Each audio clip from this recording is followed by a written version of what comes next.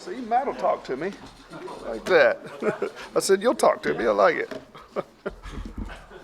How we doing, y'all? Y'all good? Good. Thanks for coming again today. Appreciate you coming. Obviously, we've got another great opportunity this week against another really good football team, one of the best offensive football teams in the country, guy that I highly respect. Probably that was the biggest reason that I was able to go spend some time at A&M with Coach Summerlin and those guys was Cliff. He was probably as instrumental as anyone in getting me that opportunity to go down there and work with those guys. And man, it was definitely a godsend trying to spend some time with him because he's a great offensive mind. So it'll be fun being able to get on the field and compete against a good friend there. And there's lots of good friends on that staff, lots of really good football coaches. So it'll be a fun weekend there. Just to give you a little update on some of our guys from a health standpoint, I know that's some things that you can use. Obviously, Montel's still out. Bobby's still out. Bobby Hartzog, Montel. Damani's going to be out again this week. DeAndre Ford is still out with that thumb. And then Jackie Desir is probably going to be out this week. And we'll see how he progresses as we get into the weeks that come. Trey Parmalee, we hope to get Trey, Keon, and Brandon Stewart all back. Hopefully we can get those back. We'll have to see how the week progresses because it's not a slam dunk yet for those guys. But they're progressing pretty nicely. So that's where we're at from an injury standpoint. Gives you a little bit of an idea as we move forward. I know there's going to be lots of questions about these guys, and I want to make sure I'm answering everything directly. So since you said hello to me, Matt, why don't you start off? I was wondering if, at the high school level, if you've got a team that plays a bunch of freshmen or sophomores early in their careers at the varsity level, the thought is, hey, by the time they're seniors, they're going to really be rocking and rolling and have experience and all that stuff. Does that same concept apply to college football?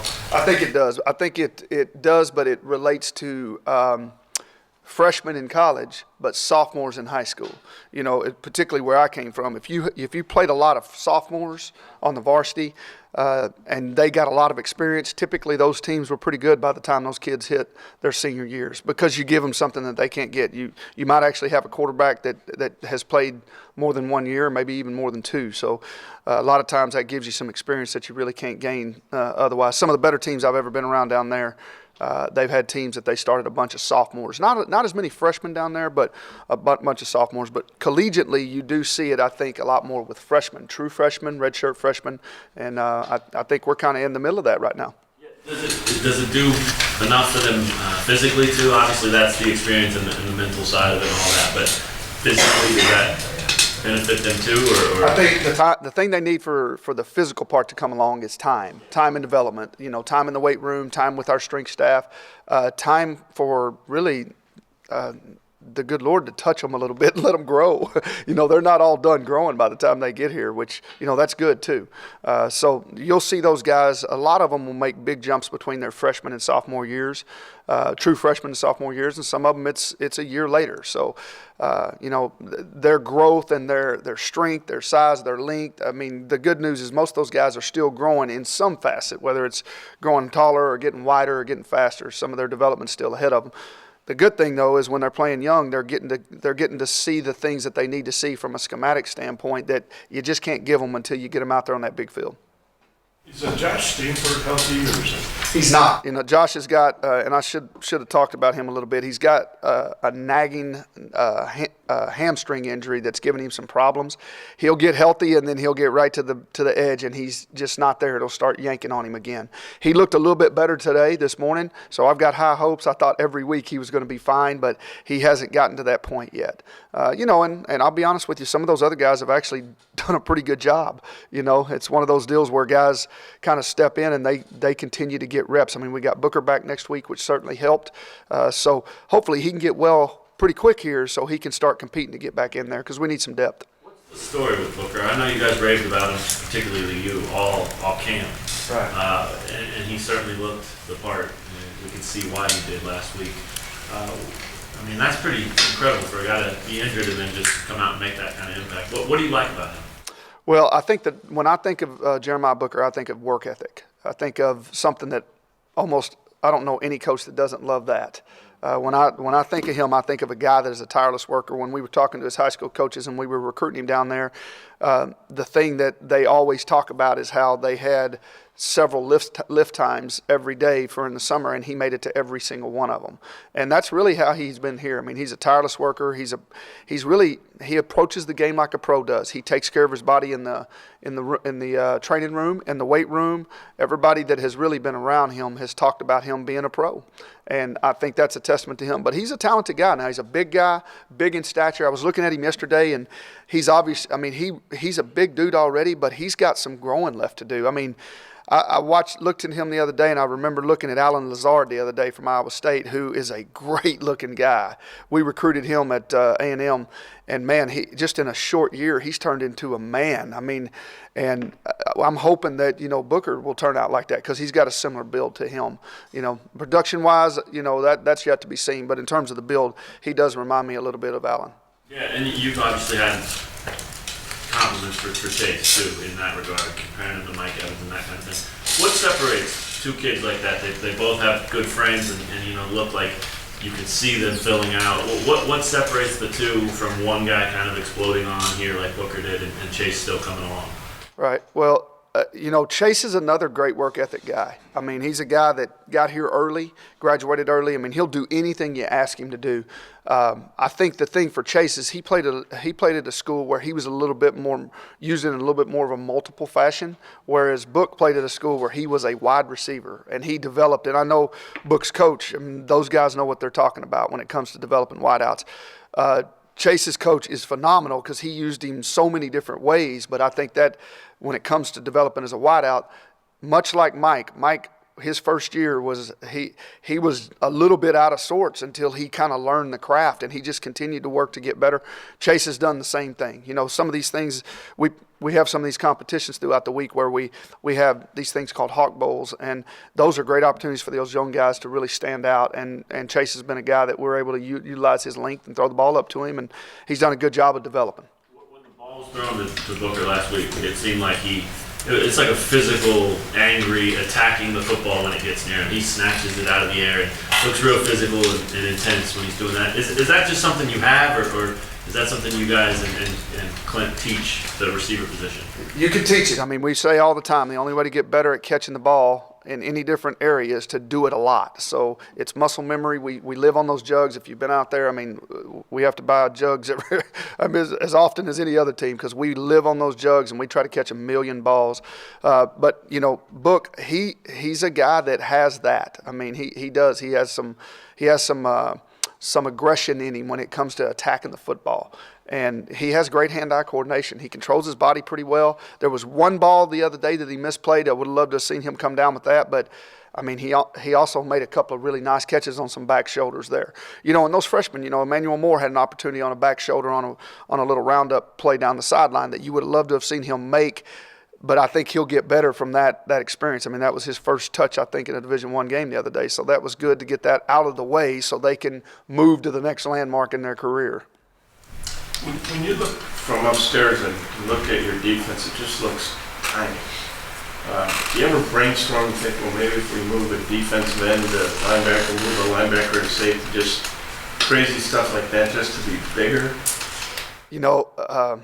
It's really not crazy. I mean, it's one of those deals where you're always looking for something to make you better.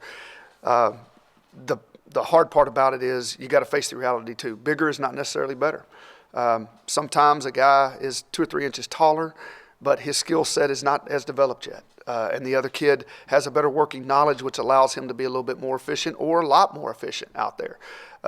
Tom, I'll be honest with you. There's times when I look out there and I'm like, man, boy, I'd like Mike Gladsick to be another 2 inches taller and about another 10 pounds heavier and a little bit quicker to get down there in that B gap from that boundary safety spot. But, we just don't have that yet. We don't have a guy that's been able to beat him out to this point. We've got some young guys that are getting there, but to this point, the guy continues to be the best that we have in practice, and he's being as effective as he can be to this point. He's got to get better. We need him to continue to get better as well.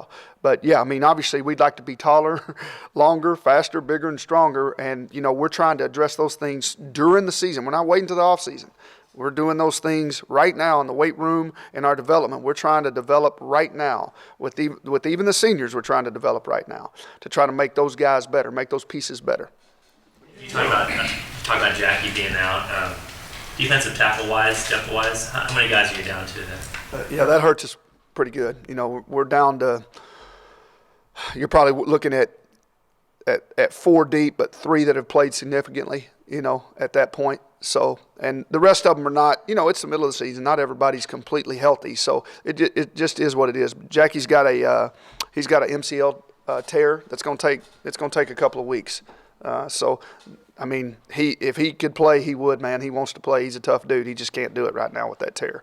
So, yeah, our depth is down just a little bit there, but it gives an opportunity for somebody young to step in there and try to make some plays. You put an emphasis on getting walk-ons, and every coach tells walk-ons you can earn a chance to play. But when you are able to show that Michael Glatzik is starting, Chevy Graham is playing a lot, do you think that gets their attention a little bit more? It's got to reinforce it. It really does have to reinforce it. And you know, when you're out there on the recruiting trail and you're trying to tell your story about the future, and you're giving opportunity to people that may be just a hair short or just a step slow right now, that you hope will be able to develop. I mean, you got to hope that resonates with them. You do. When you see Simpke out there playing a bunch of snaps for us, and he was a walk-on. There's a lot of guys out there that weren't brought here as scholarship players. They may have a scholarship now because they've been here 2 years and they don't count as an initial. But there's a lot of guys out there that are getting significant minutes that were brought here as walk-ons. And, you know, that's like we said before, we talked about it being a great opportunity for some guys, and some people are making the most of it, and then some are not making as much as they could, and we need them to step up and help us even more. After watching the tape on Ryan, what'd you like, and what can he do better? I tell you, once again, I go back to I like his demeanor. I like how he handled the moment. I like how he made a mistake and he didn't let it rattle him. I mean, he came right back and was able to continue to look forward and didn't let one bad play turn into 2 or 3 down the road, which was good. I thought after the initial drive of the game, where we scored on that first drive, but early, I thought after he settled down, he started really seeing the field well and understanding where to start and go with the ball. Once he did that, he kind of caught a little bit of a rhythm there, which was good. And I thought when he got into the open field and scrambled, the guy showed some poise and found open receivers down the field, which is something that you knew he could do, but you just don't know until you get him out there in significant minutes to see it. So he did some good things as a first game starter. I think he was the first true freshman starter here to throw a touchdown since Todd Reesing. So that's a big deal. I mean, that's something that we talked to him about, and I mean, we high-five him and say, man, that's a big deal. I mean, that's hard to do in college football. So hopefully he can continue to improve. He'll stay humble. He'll keep working like he is right now. He'll continue to work on being a leader. He was really vocal with his guys over there, and hopefully he can keep chipping away at trying to improve each week. Do you have to prevent yourself from looking too far down the road? I mean, especially on that first drive, right? You get the 3rd and 17 or whatever that Booker catches, and then the next pass is freshman to freshman with Sims there. I mean, do you have to rein that in and prevent yourself from looking and getting too excited about the future, or is that something you allow yourself to do too? Right. I'm not sure the word excited about the future as much as it is. I say this a lot. We have to deal in reality. And the reality is that we have a lot of young guys playing. We also have a lot of seniors here that deserve better than what we're giving them right now. So in order for us to give them the best of a senior year, we need to make sure that we're developing these young guys as fast and as solid as we can. But all the while understanding that those guys have years left, and the quicker we can get them developed, the better it's going to be for us down the road. And you know what? Hey, listen, it is what it is. Well, you are always developing. And I know that might be a little bit of a easy way to answer that question. But, yeah, I mean, I'm excited about the future because I know we got the right guys here right now, and I can't wait to add a few more good men with it because that's going to do nothing but help us. Maybe a new punter on your depth chart. What can you tell us about Michael? He just got here with us. Haven't seen a lot of him. Saw him yesterday kicking a little bit. watching him, he's got a pretty live leg, but once a guy, he hasn't been in on any of that stuff yet, so it'd be very hard for me to comment on him yet. He kicks the ball pretty good, not great, but pretty good. I've only seen him one day. You just got him. Was that after the school year started then? Or? Yeah, he's a guy that our roster was full for a while here, and then we've had a little bit of attrition, obviously with injury and things like that allow us to add a guy that we need here if we need to. So he's joined us, and he's been in the works for a couple weeks now, just making sure that we get everything from a compliance standpoint straight. And he was out there for the first time yesterday. You've got him as an or. Is an opportunity there for him? No, not this week. Not this week. But there will always be a competition. He hasn't done it behind anybody out there yet. Now, I'll say that. I mean, we've got some emergency deals if something were to happen, but he's not the or this week. Probably could have put that down there better for you. Is that an area that you have to improve too? I mean, it seems like those two guys, Ruben got his chance this week, and just not quite clicking consistently anymore. Yeah, that for me, for a guy that prides himself on special teams, I thought we got out the gate pretty good in that area for the first three games.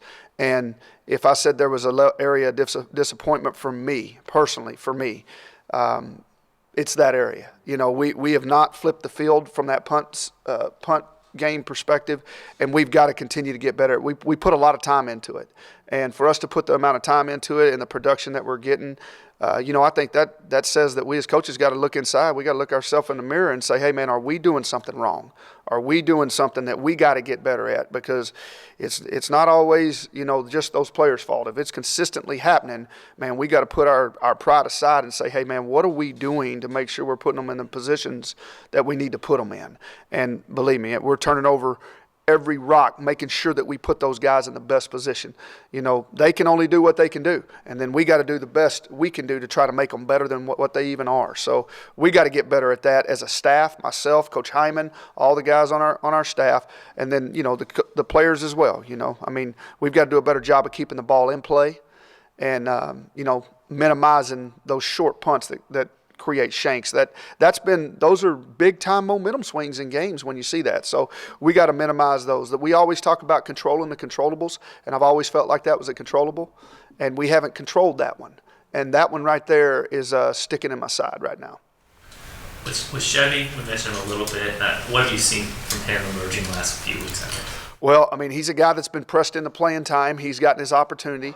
And, he's done a couple of good things out there, but, man, he's got a lot to get better at. Now, he doesn't have a lot of playing experience. He's played on some special teams, but he played out there at nickel a bunch the other day. And, he did some really nice things, but he also made some mistakes that young guys make, guys that haven't had a lot of experience. And some of those mistakes are costly at times. So, he's like the rest of those guys. I mean, they've got to learn to make sure that they take care of everything pre-snap, make sure they're in the right spots, that the spacing's good, that they're disguising, that he understands who's taking quarterback and who's not, just things like that until you play and you digest all the things that happen before a snap, I think he'll be better this week because he's had a little bit of experience, Can you talk more about your relationship with Cliff? You mentioned it at the beginning, and what kinds of things did you learn from him, and how did that all go down? Why do you think he wanted you and helped you get down there? Cliff took the job as the offensive coordinator at Houston when I took the job leaving here to go to Rice as the offensive coordinator. And we played them at Rice, and we did not have a great team, but we were coming on offensively. We were doing okay. And we played those guys there at Rice, and I think we won that game on a last-second play. We threw a little corner route out of a 3-by-1 set. I'll never forget that. And after the game, I got another text from him. We had routinely text back and forth, but the text was a little different. It was like, hey, man, you did a great job. Man, that was congratulations. And that's hard for a guy that I think them and Summy were favored to win that game.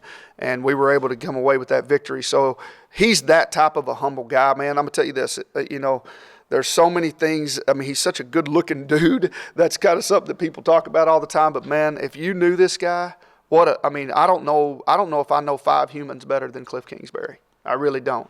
He is a humble, hardworking, blue-collar, 4:30 in the morning working out, You know, I mean, every single day grinding. You know, we'll be in there on a Sunday morning, and I mean, he's in there at 6 a.m. on Sunday morning. Most guys are, you know, coming in a little bit later than that or a lot later than that. I mean, he is a hard-working, quiet, needs no applause guy. I mean, he's a guy that, as much as he's been in the media, he doesn't require that. I mean, he is a very humble guy. If I learned anything from him, it's really that I thought I worked hard. This dude works now, and he's quiet. And if you're a good dude, man, he loves you. I mean, he is one of them guys. And I got the call from him because of that game, to be honest with you. I think he was impressed with maybe some of the things we did in the passing game that day. Defensive tackle has long been a tough spot for Kansas ever since going all the way back to James and Clinton, and particularly depth-wise. Is that the hardest place to find guys? You know, it is. And Tom, I don't know that it's unique to Kansas. I think it is, though there's not a lot of those humans out there. They're not a lot of them. I mean, they're kind of a rare breed. So trying to find those guys, and when you find really good ones, boy, it's really hard. I mean, finding the really good ones, that pile is even smaller. You know, there's a lot of, I mean, those guys, you think about it, they're big, and you need them to be 300 pounds, but by the way, you need them to be quick to be able to get pass rush on some other 300-plus pounders. So those skill sets are hard to find. So, you know, I would venture to say that might be the most missed place. When you miss, I think, at least in my career, I've seen the most misses there as I have any other position, because they're just hard to find. There's not a lot of them out there. And sometimes they come in different packages. I mean, there's a kid named Nikita Whitlock that was at Wiley. I think he was a first-team All-American, played for Wake Forest, plays for the New York Giants right now, and is killing it. And he's about 5'9" and a half, maybe 5'9", and about 260 pounds, and he is a monster. He was a 5A player of the year. We recruited him here at KU. He went to Wake Forest, and you wouldn't think that's who that was. James McClinton, same thing. I mean, that guy wasn't a big dude. He's out of Garland Lakeview. Not a big dude, but was the Big 12 Defensive Lineman of the Year. Man, sometimes they come in different packages, and you just never know which one's the guy. So you got to keep recruiting and try to evaluate them right. You look at heavyweight wrestlers or power forwards or... Yeah, most of those power forwards are still on the basketball court. That's where all our DNs are. And our line, all those guys are out there, unfortunately. But, you know, I always forget that there's another sport or two out there that are taking some of these good-looking bodies, you know. So same thing, you know, with basketball. But as far as trying to find those big dudes, most of them, if they're that size, they're playing football. I think it's just how good are they, you know. And they may be big, but do they have the skill set necessary? I mean, we got a bunch of big guys. We ain't getting off blocks very good. You know, and I know this. I know Coach Thibodeau can coach. He's pretty good at what he does. His guys at Tulsa were really good, and we just got to keep developing the ones we got.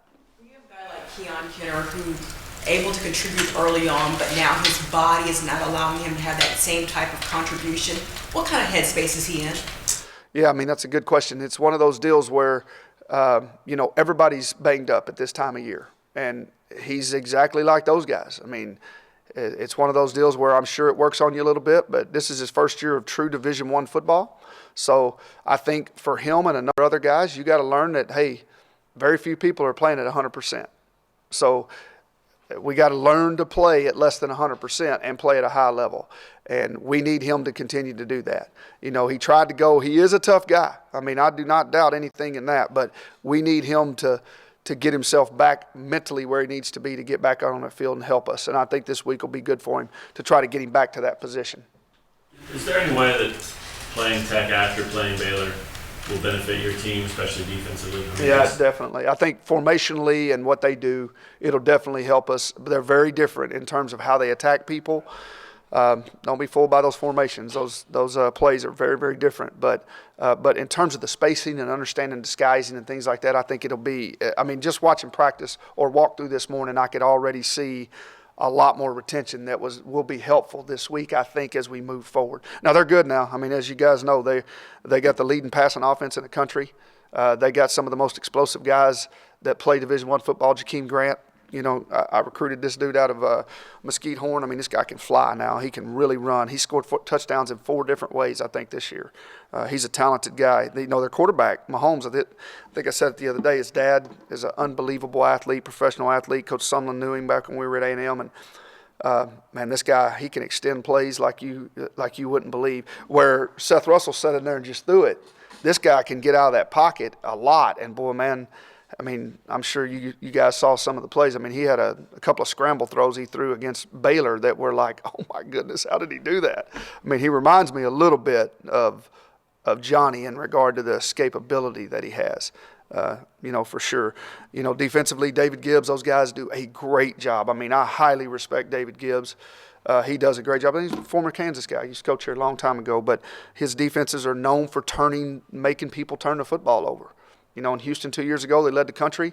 A year ago, I know they were in the top 5. I mean, they value turnovers. So, I mean, it's going to be a great challenge against those guys this week. J.J. Gaines at DB, I think he leads the conference in interceptions. They got some good players. Let's take 2 more questions.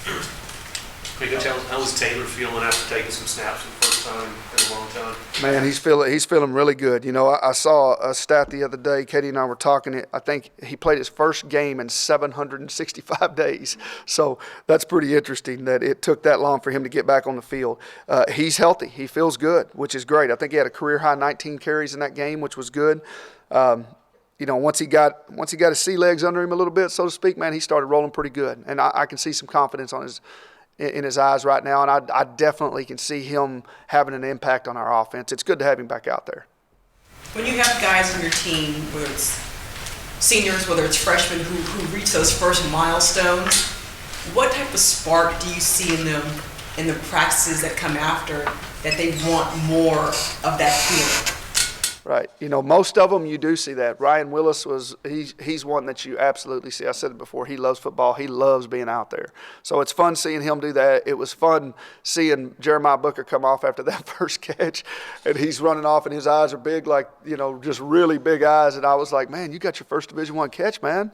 That's pretty cool, man. And he's like, yeah.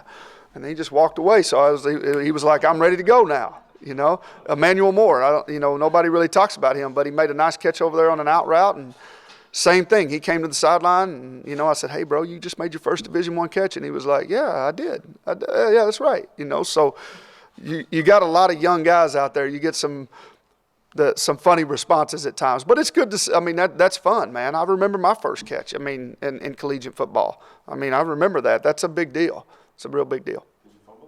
No, I held on to it. Thank you, everyone. Thanks, y'all.